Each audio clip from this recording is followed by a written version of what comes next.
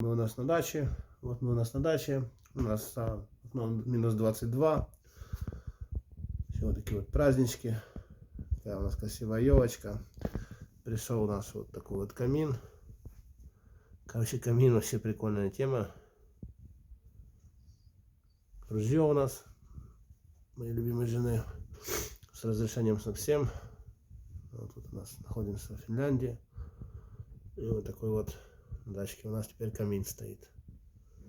Дальше потом будем показывать прикол этого чудо камина.